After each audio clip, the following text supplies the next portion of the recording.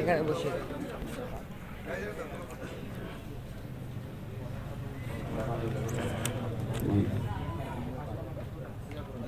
জনাব কারি আফজল সাহেব দামাত বারাকাতুহুল আলিয়া আমাদের প্রথম স্থান অধিকার করেছে রাজীব মোল্লাকে পুরস্কার দিচ্ছেন এবং তার উস্তাদকে সম্মাননা স্বরূপ আমরা যে হাদিয়া রেখেছি সেটাও তিনি দিচ্ছেন হযরত তার উস্তাদ আসাদুল ইসলাম সাহেব। জাযাকাল্লাহ, ভেরি গুড, মাশাআল্লাহ। পুরস্কার আসাদ মোল্লা মসজিদে আবরার উস্তাদ মাওলানা আইয়ুব সাহেব। আসাদ মোল্লা মসজিদে আবরার উস্তাদ মাওলানা আইয়ুব সাহেব।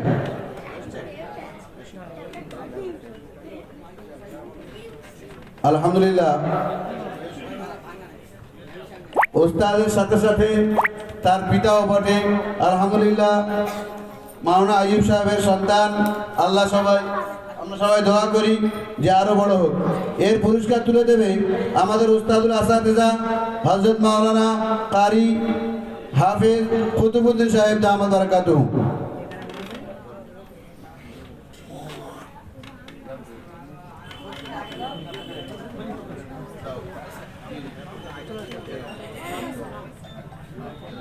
আসসালামু আলাইকুম। আসসালামু আলাইকুম। আলহামদুলিল্লাহ, তার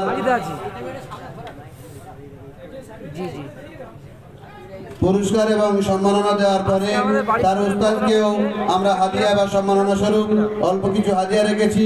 তিনি তার উস্তাদ বা উস্তাদের জায়গায় আমাদের জনাব কারি আমিন সাহেবকে সেই সম্মাননা দিয়ে এর মামা অর্থাৎ এই প্রতিযোগী আসাদ মোল্লার মামা। তৃতীয় পুরস্কার মিজানুর রহমান মোল্লা, মিজানুর মোল্লা রহমানিয়া মক্তব। আচ্ছা, আপনি আদরটা ফটো আমাকে পাঠিয়ে দেবেন, আমি আপনার মুখে করে দেবো। ফটোটা আমাকে পাঠিয়ে দেবেন, আমি দেখুন। রহমানিয়া মক্তবে আলহামদুলিল্লাহ দুটি বাচ্চা প্রথম এবং তৃতীয় হয়েছে। এর উস্তাদ হাফেজ আসাদুল সাহেব তৃতীয় পুরস্কার দাও। আর আমাদের বিচারক জাজমেন্ট জনাব কারি হাফিজুর রহমান সাহেব এই পুরস্কার তুলে দিচ্ছেন। আলহামদুলিল্লাহ, আমরা শিক্ষকদের জন্য সেরকম কিছু করতে পারেননি, অল্প কিছু আমরা হাদিয়া স্বরূপ 500 টাকা তাদের কাছে আমরা হাদিয়া স্বরূপ দিচ্ছি এবং জনাব হাফেজ আসাদুল ইসলাম সাহেব ডবল পাচ্ছে।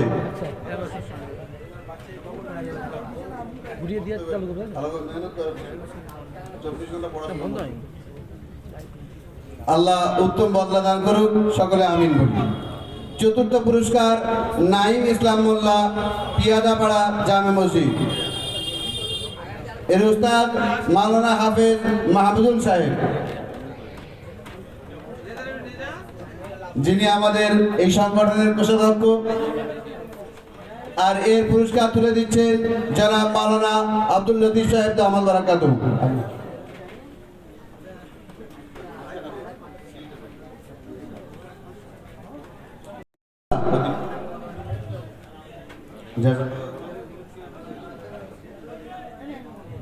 এরপরে পঞ্চম পুরস্কার রাকিব মোল্লা, রামনগর মোল্লাপাড়া মসজিদ, যার উস্তাদ জনাব হযরত মাওলানা আব্দুল লতিফ সাহেব। এর পুরস্কার তুলে দেবেন জনাব মাওলানা ইউনুস সাহেব দামাত বারাকাতুহু। পঞ্চম পুরস্কার রাকিব মোল্লা, রামনগর মোল্লাপাড়া মসজিদ, উস্তাদ মাওলানা আব্দুল লতিফ সাহেব।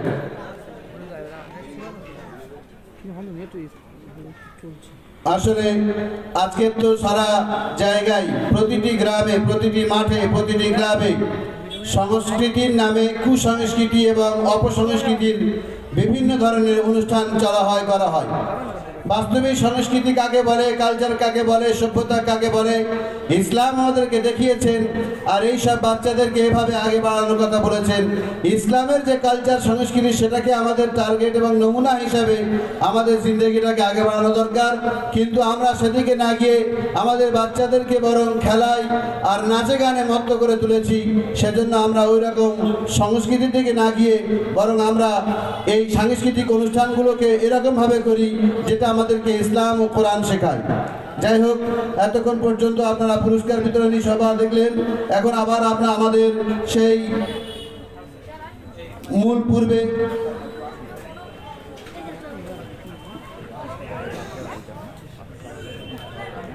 কারি মারুফ হোসেন সাল্লামাহু আসবে গাজীরহাট। কারি মারুফ হোসেন।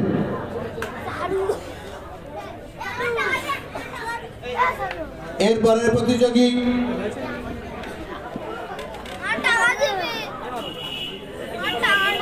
কারি মেহবুব হালদার। এরপরের প্রতিযোগী কারি মেহবুব হালদার আমতলা। আমরা যারা দূর দূরান্ত থেকে প্রতিযোগী এসেছি ভাই, যারা আমরা খানার জন্য টোকন পেয়েছি, তো আমাদের খানা আপনাদের জন্য ইন্তজার করেছিলাম, তা আমরা এখনই শুরু করব। যাদের টোকন দিয়েছি আমাদের ওইখানে লোক আছে, ওনার সঙ্গে যোগাযোগ করবেন আলহামদুলিল্লাহ। আর যারা উপস্থিত কারি সাহেবরা হয়েছেন আপনারা একটু জানিয়ে যান, হজরত ডাকবেন।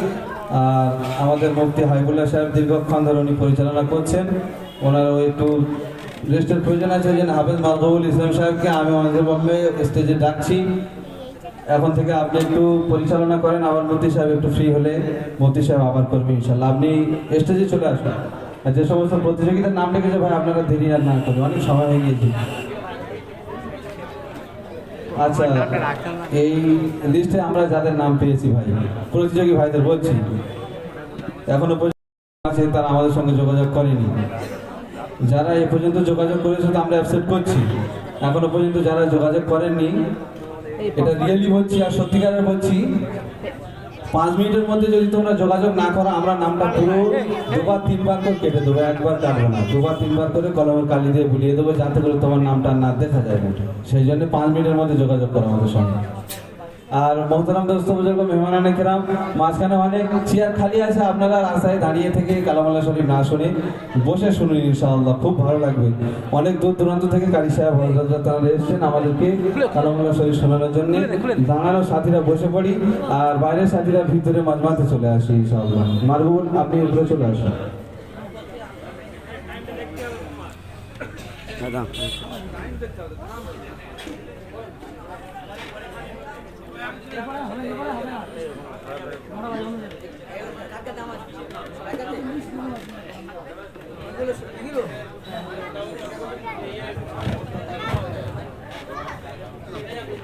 শুরু করছি।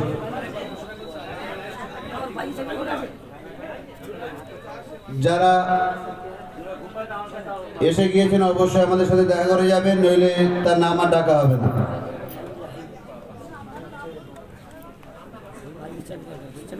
আমার চাবি তোমারটা লাইট চলে যাবে।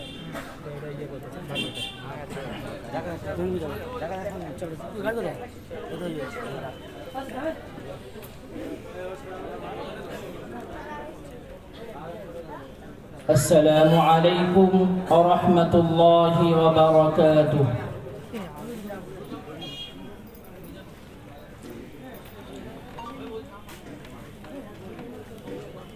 أعوذ بالله من الشيطان الرجيم.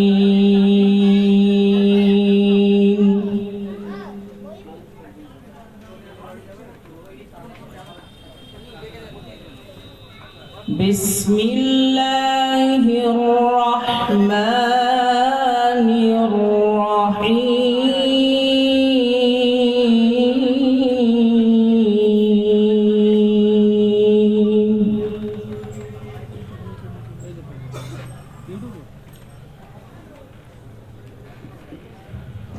ألف لام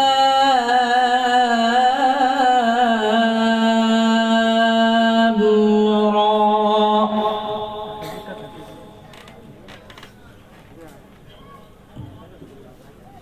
تلك آيات الكتاب المبين.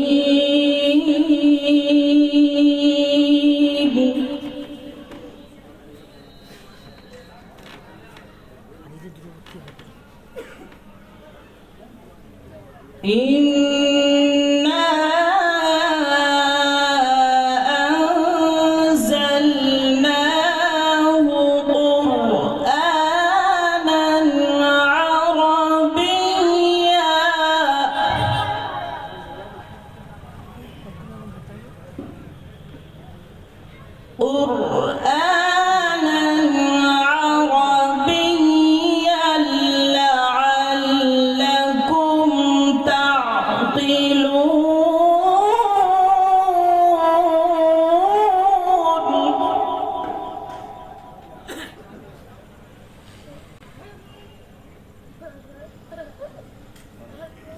نحن نقص عليك أحسن القصص بما أوحينا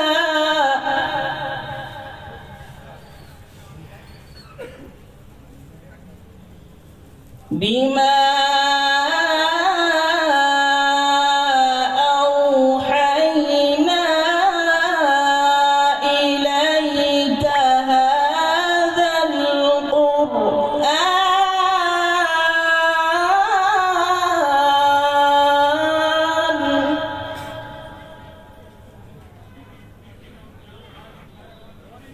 وإن كنت من قبله لمن الغافلين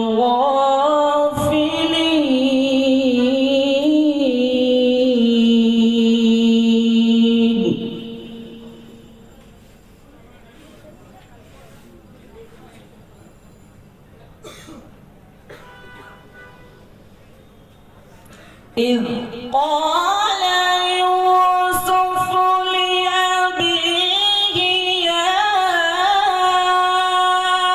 أبت إني رأيت أحد عشر كوكبا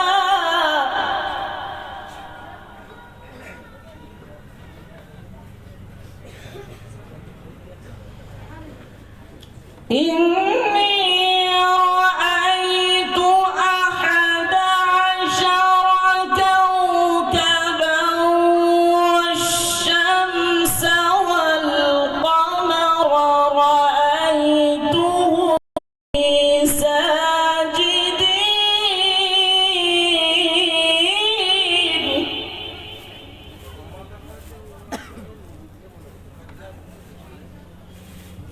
قال يا بني لا تقصص رؤياك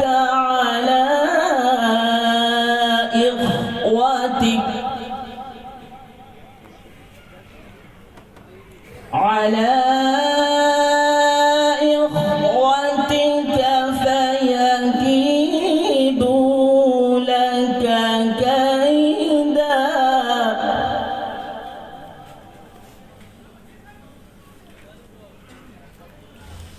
إن الشيطان للإنسان عدو مبين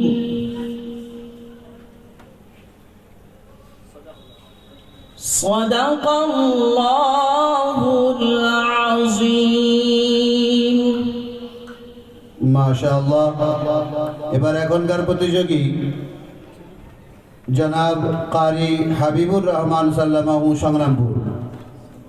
এখনকার প্রতিযোগী জনাব কারি হাবিবুর রহমান সাল্লামা সংগ্রামপুর।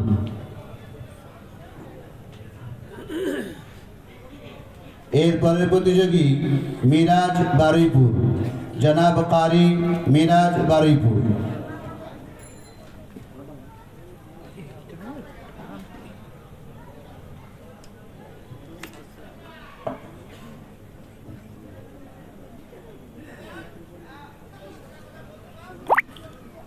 السلام عليكم ورحمة الله وبركاته.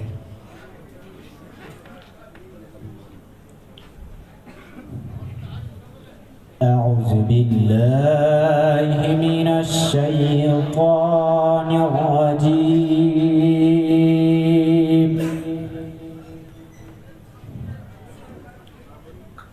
بسم الله الرحمن الرحيم.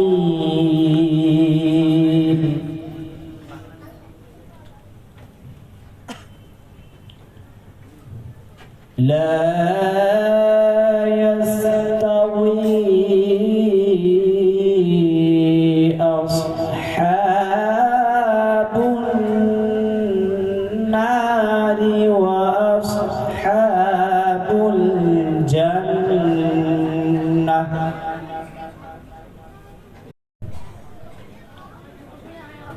أصحاب الجنة هم الفائزون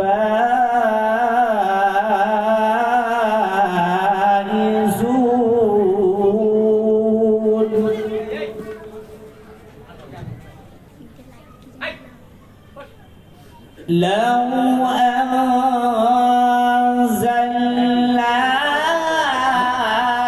هذا القرآن على جبل لرأيته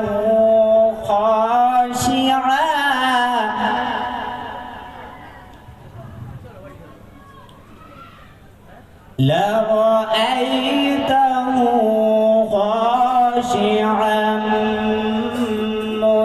متصدعا من خشية الله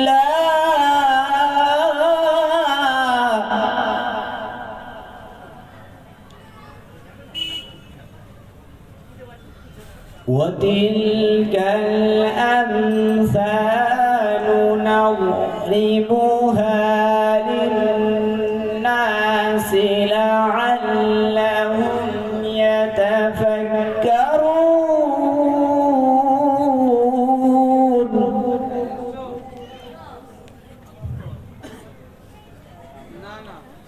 هو الله الذي لا إله إلا هو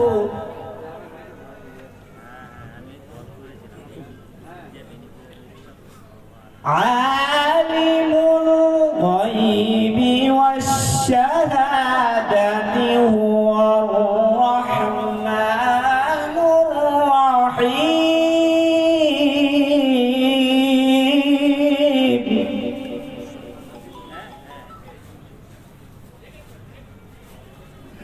هو الله الذي لا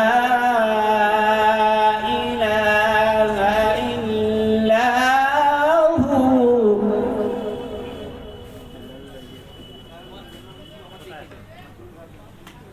الملك القدوس السلام المؤمن المهيمن العزيز الجبار المتكبر سبحان الله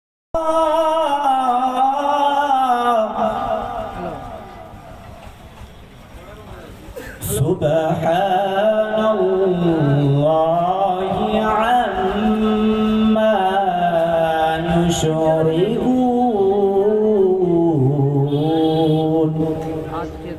صدق الله العظيم السلام عليكم ورحمة الله وبركاته মাশাআল্লাহ। এবার এখনকার প্রতিযোগী কারি মেরাজ সাল্লামাহু বারিপুর। এর পরের প্রতিযোগী কারি নাজমুল সাহেব দক্ষিণ বারাসাত। এর পরের প্রতিযোগী কারি নাজমুল সাহেব হাফিজাহুল্লাহ দক্ষিণ বারাসাত।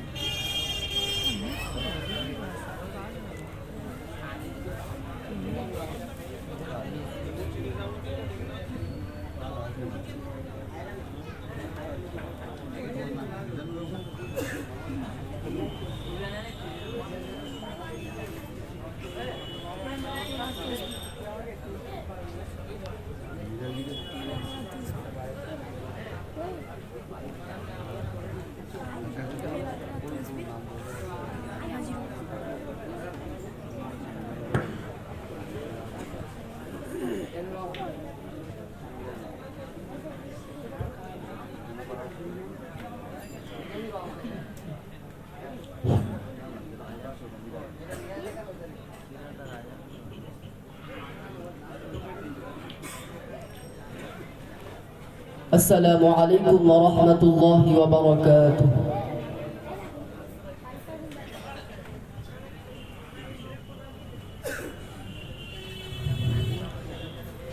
أعوذ بالله من الشيطان الرجيم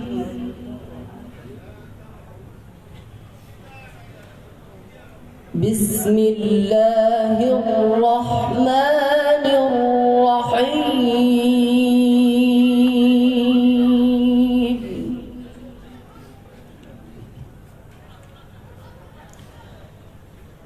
ما كان على النبي من حرج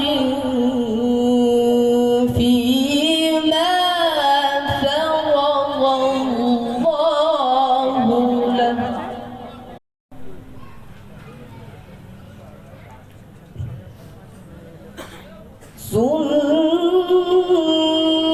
سنة الله في الذين خلوا من قبل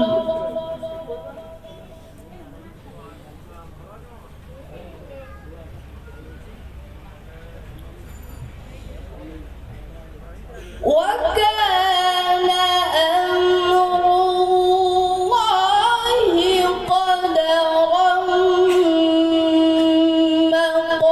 مقدورا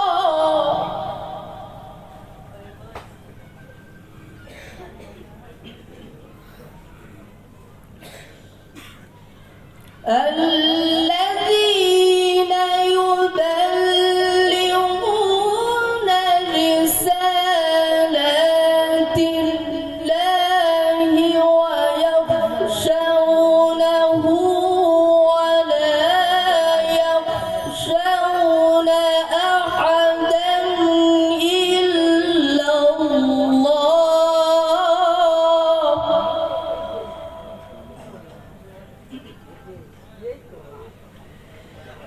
وكفى بالله حسيبا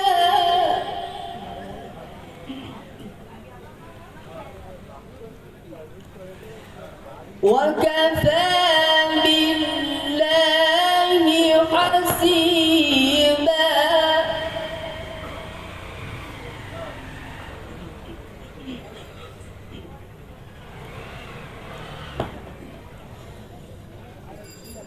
ما كان محمد أبا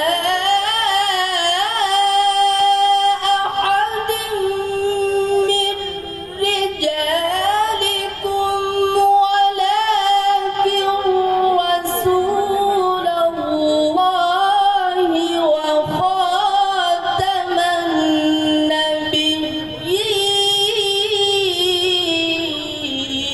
النبيين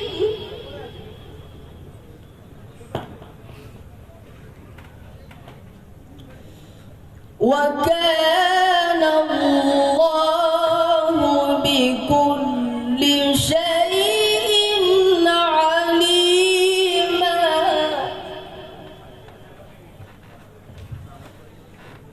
يا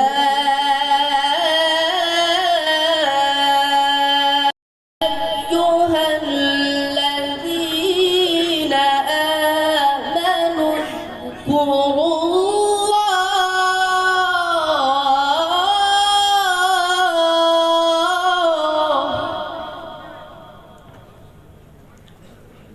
واذكروا الله ذكرا كثيرا وسبحوه بكرة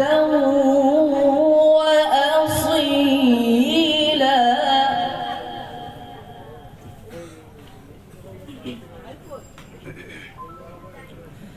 هو الذي يصلي عليكم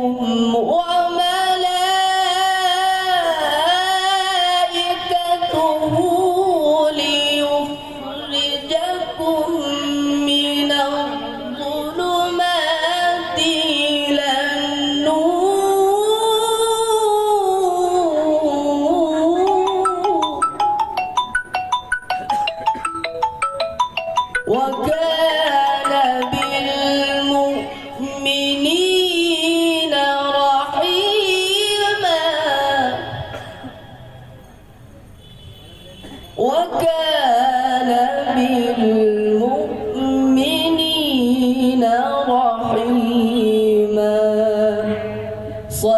الله العظيم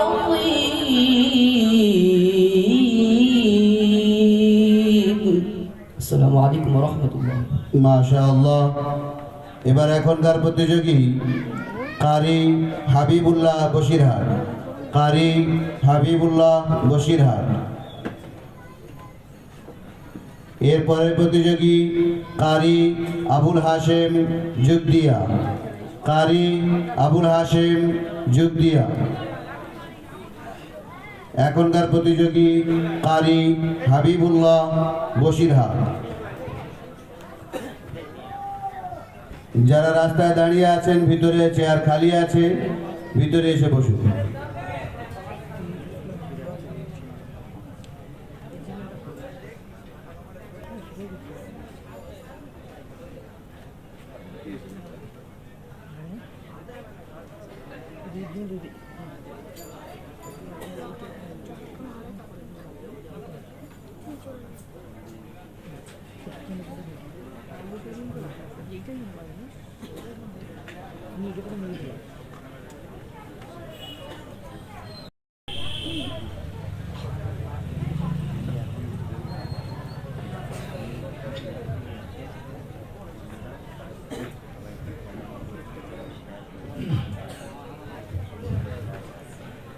السلام عليكم ورحمة الله وبركاته.